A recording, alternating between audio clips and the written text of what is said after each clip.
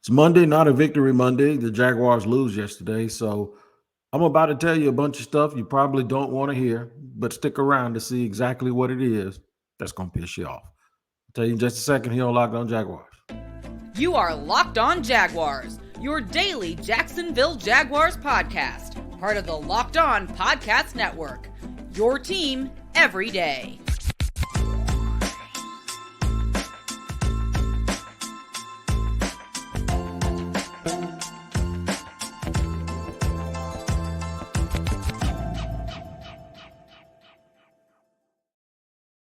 Everybody, thanks for joining me, Tony Wiggins, for another edition of Locked On Jaguars, where it's your team every day. And we thank you for making us your first listen. Quick reminder that we are free to subscribe to on our YouTube page. It's called Locked On Jaguars. Make sure you subscribe, hit the like button, and hit the bell so you receive notifications anytime we drop an episode. And wherever you listen to podcasts, if you listen to audio podcasts, just tap in every single day to make sure you don't miss an episode, because we do drop them every day. Shout out to the everydayers. What's going on? Glad you guys could join us here today. And I'd like to also give a special shout out to the people who aren't everydayers, because you get a chance to be. All you got to do is show up and come back here every single day, and we'll call you an everydayer too. Today's show is sponsored by LinkedIn Talent Solutions. That's right. LinkedIn, man. LinkedIn will help you find the right candidates for your jobs that you have posted anytime you need them. Make sure you tap into LinkedIn Talent Solutions and use the promo code LinkedIn/LockedOnNFL. That's LinkedIn Locked On NFL to post your job for free. Terms and conditions apply. All right. So we got to get down to the nitty gritty. If you're watching on YouTube, you see what the show's going to be about, right? What's wrong with the Jags offense? We'll try to answer that question. We might tell you what's not wrong with the offense, and which a lot of you have led to believe that it is what's wrong with the offense. The play calling angle is too easy. I won't sit here and call people lazy, especially fans. But I'm going to tell you something. I knew exactly what would happen. I think Ian Rappaport reported that it was like 2 days before the opener that it might have been the day of the opener that Press Taylor would be calling plays full time. And it's a role that is being expanded from him calling plays collectively with head coach Doug Peterson a year ago. Like, I can't tell who was calling whenever. I don't know. I certainly won't be able to tell from Doug looking up on his piece of paper or whatever it is and talking into his headset, because coaches do that every single play. You can't tell anymore whether or not he's calling plays than, say, Andy Reid was calling plays when Eric Bieniemy was there. So nobody knows that. But it's too easy to blame. I knew the second they announced that if the Jaguars struggle, that everybody was going to find that to be what they held on to as the blame. And I'm going to explain why I understand that, but I also tell you why you're wrong. Game plan as a whole and in-game adjustments. So I think that when teams come out and have a game plan, if it's not right, it'll all be blamed on play calling, which means maybe the other team had a plan too, and maybe it took some adjusting, and guys just did not do a good job of executing things that they were told to do on the fly. So I'm sitting here thinking, like, there's a lot of reasons why a team could just look outclassed on one side of the ball. Could be that just not very good on that side of the ball, especially when they play against elite teams that had lost the week before. So we got all of that to unravel a little bit. But so what's wrong with the Jags? The main thing that I see is not play calling. It's execution, right? And it might be long-term personnel offensively on the front. And the reason why that's so hard to have that conversation is because a couple of people have mentioned on social media that one of the things that I've been saying for years is you got to be elite up front.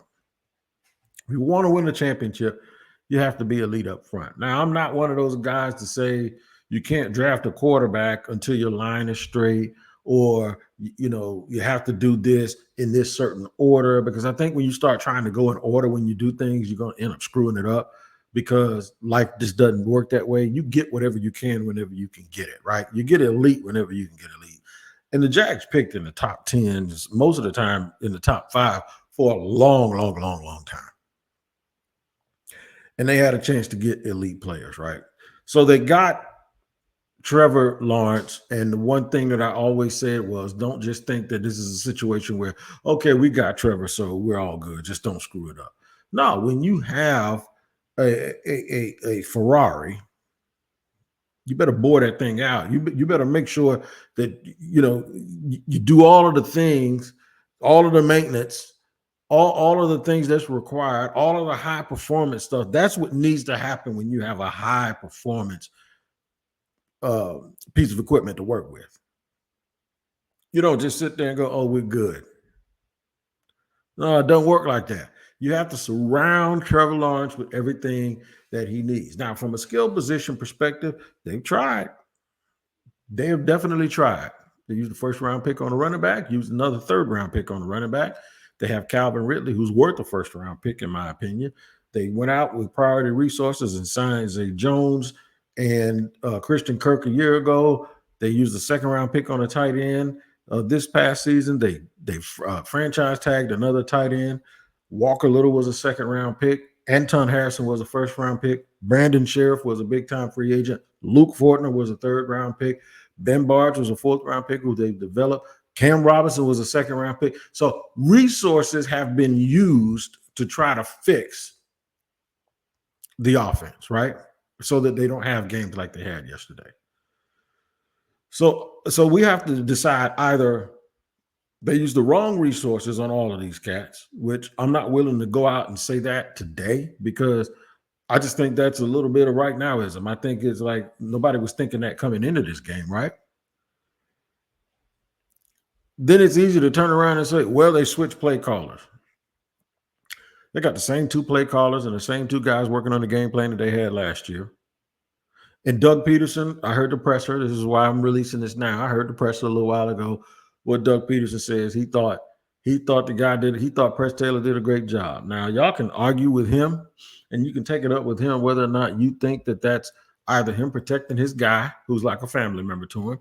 Either it's that, or it's a situation where he is protecting his decision to not only make Press Taylor the play caller, but to announce it to the whole world that's what's going on. Or that he's just trying to talk on a need-to-know basis, and he's still trying to motivate his team and think that they just need to get better. Or you can just believe the guy for telling you the truth. Or, well, let me just say that. You can believe the guy and say that he is telling you the truth, that they need to execute better, that they believe in the guys that they have, but you got to play better. And that's the thing about football. This is not a computer versus computer, and you just sit back and watch it. Guys actually have to execute and go out and do the things that you want them to do.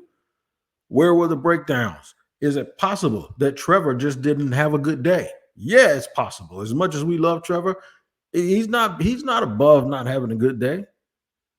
I told you one of the big matchups for me when we did the crossover was him versus Spagnuolo. And Spags doesn't wear pads. So yeah, it's a lot to unwrap. And that's exactly what we're going to do. We're going to sit here, we're going to go through it one by one.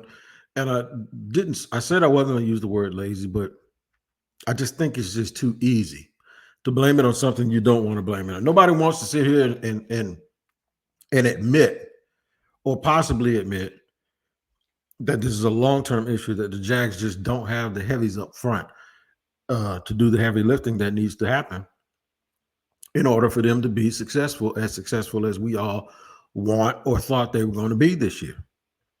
Nobody wants to sit there and think about that, but I did say this, that if the offensive line wasn't right, that's going to be something you cannot fix during the season.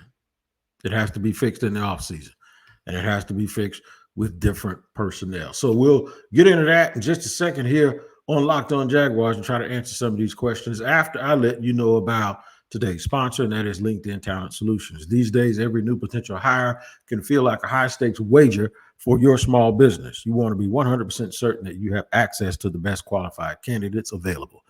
That's why you have to check out LinkedIn Jobs. LinkedIn Jobs helps you find the right people for your team faster and for free. All you got to do is get an account and then add your job and the purple hashtag hiring frame to your LinkedIn profile to spread the word that you're hiring. LinkedIn Jobs helps you find the qualified candidates you want to talk to and faster. Post your job for free at linkedin.com/lockedonnfl. That's linkedin.com/lockedonnfl to post your job for free. Terms and conditions apply. And we have to let you know that today's show is also sponsored by PrizePicks. That's right. You got it. PrizePicks.com is where you need to go, man. If you need to open a PrizePicks account, PrizePicks.com/LockedOnNFL. Now, I'm going to tell you how this works. There are player projections attached to every single player for every single sport, and you have to figure out whether it's more than or less than on 2 to 6 players. And if you get those stat projections right, you get a chance to win a whole bunch of Skrilla for your pocket. That's right. PrizePicks is your daily fantasy sports platform, is the #1 platform in North America, and I could not be happier to tell you about it. All right, so here's what you do. You go to prizepicks.com/LockedOnNFL and use the code LockedOnNFL for a first deposit match of up to $100. I'll repeat that. Go to prizepicks.com/LockedOnNFL and use the code LockedOnNFL for a first deposit match of up to $100. Have fun, enjoy PrizePicks, and remember, more than or less than. All right, man, we're running it down here on Locked On Jaguars, talking about the Jags in their loss. Now, first, let me just clear this up. They lost 17-9 by 1 score, although if you watch the game, you kind of never felt like they were really that they didn't have the chemistry that they really, really needed in order to be really, really successful. So the loss feels worse. And plus, folks have built this game up to be the biggest regular season game. It was, the team that knocked them out of the playoffs. All of this build up and there's so much, and you fall down and you think there's going to be a better performance. Everyone was like, all they need is a great receiver, and they got Calvin Ridley, and who ran into the goalpost. Trevor kind of led him into the goalpost, and he got banged up a little bit. But just all of that talk about taking over, all of that talk about being matched up against the team that was supposedly the best, taking them out and making them 0-2. And I was guilty of it. I picked the Jaguars to win. In fact, I picked the Jaguars to get off to a very, very fast start and run away with this thing a little bit. But it didn't happen. So we have to assess. We'll try to do it without overkill. We'll try to do that, of course, without an overreaction. But here's my issue with talking about the offensive line. This is the second week in a row they couldn't block people. The coach just were not good enough to sustain that or to take advantage of the fact that the Jaguars had a problem blocking people. But this is the second week in a row. This is why it's not an overreaction for me, because I physically saw the offensive line get manhandled twice by 2 different teams. And it's more difficult for fans to adopt the thought that if that's the problem, then that's not an easy fix, unless guys just play better. And the uncertainty about that is you don't know whether they can play better or not. So you don't want to think that that's the issue. We want to think that it's somebody calling plays differently, or somebody's not motivating someone, or somebody got banged up, or it was hot, and which that narrative is out there only because Christian Kirk brought it up, that it was hot, or that, maybe they lack a little mental toughness, or it's something that could be fixed and repaired. But at this point, the hardest thing to do is to realize that it might be something that cannot be fixed immediately. I saw people yesterday saying, bring back Cam Newton. Apologize for my phone ringing there. But some people, not Cam Newton, Cam Robinson. Bring Cam Robinson back. Those are the same people that 2 weeks ago or 2 months ago wanted Cam Robinson traded. For the number, I wonder, how they're going to pay a dude $16 million to stand on the sideline if they continue to block that way. And there's some more teams that's going to give them trouble. Buffalo is a hard team. You're looking at Cleveland's defense now, and they're talking about, you don't think for 1 minute that Arden Key ain't going to come in here and say, yeah, Walker Little, I'm about to do you dirty when they play the Titans. What about Will Anderson next week going up against another rookie and Anton Harrison? Yeah. It's too easy to blame play calling. And maybe Doug ain't going to throw his players under the bus, or he's not going to throw offensive line coach Phil Rauscher up under the bus. But maybe, just maybe, all of those quick screens and quick outs and quick passes they were calling yesterday and running to the outside where they tried to use their speed and tried to outflank Kansas City, maybe it's because the healthy part of their team, which is their middle three, well, actually, the whole offensive line is supposed to be healthy. Maybe they knew early on they couldn't block them. And if you know early on you can't block them, you can say, hey, man, we can keep trying. We can keep trying. We can keep plugging at it. We can go harder. We can do this, or you can do whatever. Look, man, if you can't block anybody, you can't beat them. You can't beat them. And the bottom line is you got to be able to block people. And not only do you have to be able to block people, you have to be able to dominate them in order whenever you need it to happen. Like there was a couple of periods yesterday during the game where you didn't even see the Jaguars bothering Patrick Mahomes. It's because the Chiefs have invested a lot in their line too. And when you need to block people, you can't block. The hardest thing to admit, when you don't hedge your bets and personnel, is that when you sign and draft people, the people that you believe in, the hardest thing for you to admit is when you probably were wrong. And if you get that wrong, it's going to be wrong until next year, because it ain't like you just got 10 NFL caliber starters sitting around an offensive line. Okay, take him out and you put him in. No, it doesn't work that way. It does not work that way. So yeah, it's a problem. Could it be a problem that's not as big a deal as the one as it feels like it is today? If this was just one game, you didn't hear me talking like this last week. I'm talking like this week because this is the second week in a row, and I can't see it getting any better unless Doug Peterson is right. He says they have to play better. It's about execution. It's not about play call. He says we got to coach better and they can play better, which means he either believes that they can do it, or he believes that they don't have any choice, regardless if he thinks that they can get it done or not, that they don't have any choice. They're going to either sink or swim with those guys blocking up front. Let's talk about it more on the other side here of Locked On Jaguars as we get to segment 3, and we answer that question. Can they get it right? I'll tell you can't get it right. That is FanDuel. That's right. They get a lot right, man.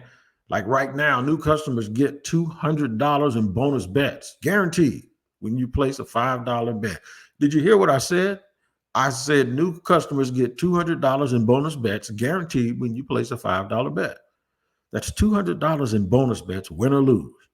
If you've been thinking about joining FanDuel, there's no better time to get in on the action because of what I just told you. Spreads, player props, over, under, and more. So visit FanDuel.com/lockedon and kick off the NFL season, because you got to snap into action, man, because the NFL season with FanDuel and America's #1 sports book is on fire. FanDuel is an official partner of the NFL. So visit FanDuel.com/lockedon and kick off the NFL season. All right, we're trying to navigate ourselves through this. Like I said, I don't want to create a whole bunch of panic. I'm going to take Doug Peterson, head coach Doug Peterson, at his word. Ain't about play calling. I saw some Jag games last year that looked just like that. They look just like that. But instead of a drop ball here or a drop ball there or a great play by the defense here, or they were able to manufacture and score more points. Yesterday, they didn't. They had a good team that was coming off of a loss on opening day at home, and that team had 10 days rest, and that team got after them. You're not going to win them all. I picked them to win 14 games. I'm thinking twice about that now, but that's okay. I haven't given up on them, and you shouldn't either. The questions that we have about this team, though, are not going to be answered in the game next week against Houston. Next week is almost one of those situations like the only thing that could happen that could drastically change anything is if they lose. If they lose, man, it is going to be pandemonium around here, whether it be fan base or the media. It's going to go absolutely crazy when it's time for everybody to start figuring out what's wrong. If they win, people are going to say, well, they should have.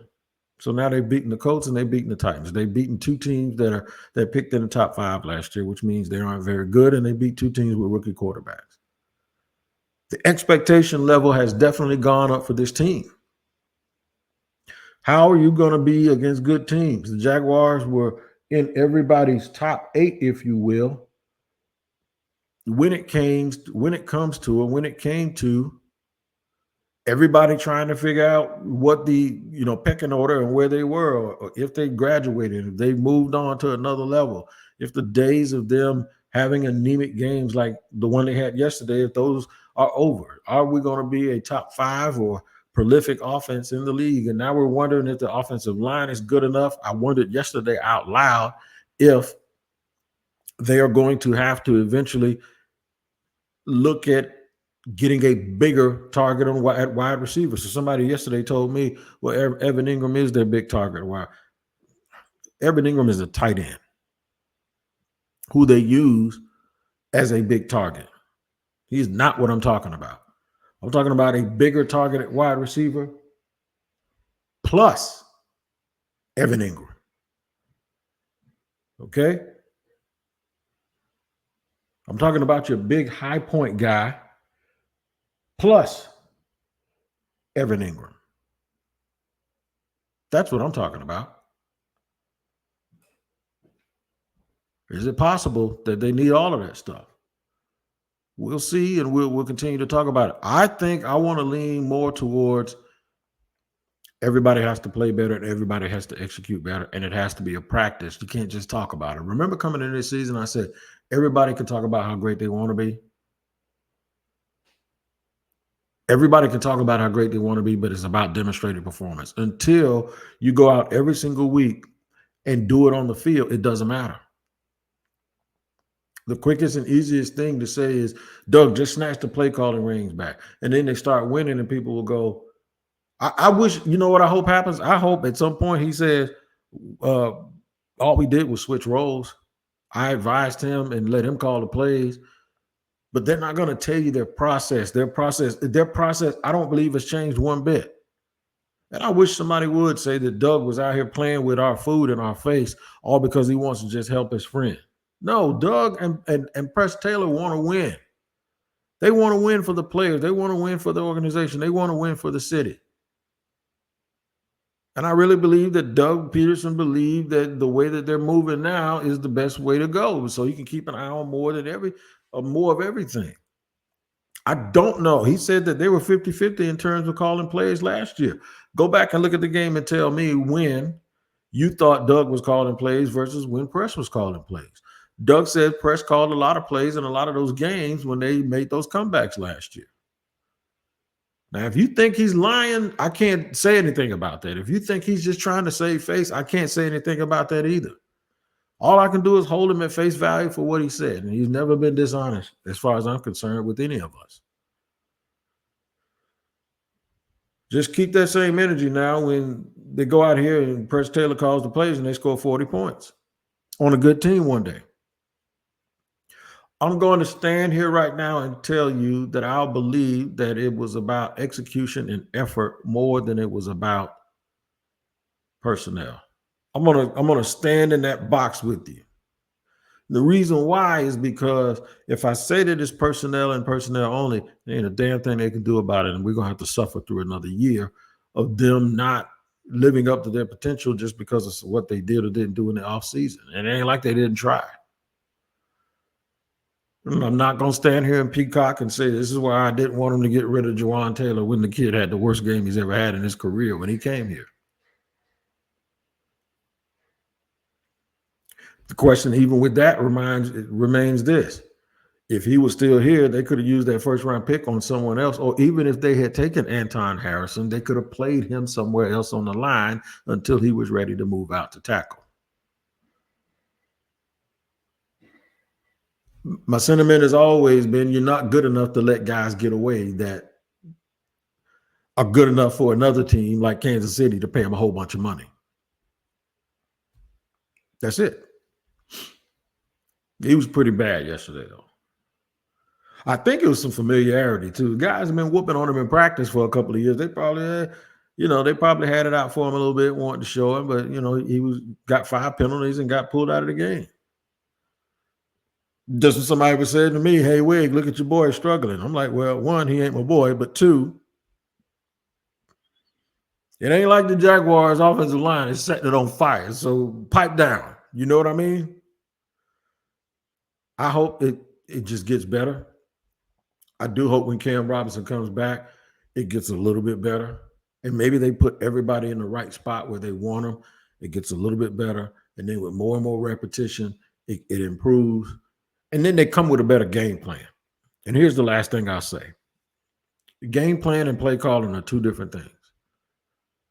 We have to also assume that sometimes you have a game plan and maybe you got outsmarted by the other staff. Maybe the other staff or maybe the other guys realize that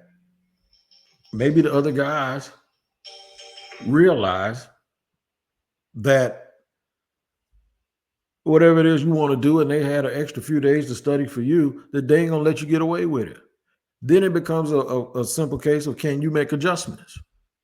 Can they make in-game adjustments to be able to come out and be able to move people around on offense? They just never seem to get into a rhythm. So it could have been game plan combined with the fact that Trevor was off and the chemistry and the rhythm with the receivers was never what they wanted it to be. It could be a combination of all that. We never want to point to and blame the people we look at as the hero, but sometimes guys just don't have a great day. What we hope is not, and this is what we're going to hold on to, what we hope is not is miscalculation of what they had up front offensively, and the guys are never able to live up to those expectations because they're just not good enough. And it's something that's going to have to be fixed in the offseason because you ain't even going to make a trade. There's no trade you're going to make to get an offensive lineman that's going to come here and stabilize this offensive line. It has to come from within. And that's why I understand that Doug is saying it ain't about play calling. We just got to get better. Well, you mean there are different plays we could have called? Okay, maybe they could have run the ball early when they had it 1st and goal at the 1, just to see before you get into all your misdirection that lost you 3 yards and now you're at the 4-yard line on 2nd down and now you can't run it, right? Unless you decide to go ahead and just run it 3 straight times. But then when you're doing that, you're not putting the ball in the hand of the guy that you think is your best player. So with that being said, the best idea is probably to run it on 1st down. Everybody has to do better. Coaches have to do better. They have to have a better plan. They have to adjust better. And then guys just have to play better and figure out how to not drop balls, to hold their blocks a little bit longer. They may have to chip some people every now and then, and they have to execute. You can't worry about the weather. You can worry about watching Locked On NFL every single day. Make it your next watch here on the Locked On Podcast Network because it's your team every day. And you can find that on YouTube as well, and it's free to subscribe on YouTube. Make sure you check that out. All right, man, y'all take care of each other. We'll see you more with all of our coverage this week here on Locked On Jaguars. Until then, y'all take care of each other and make sure you come back tomorrow.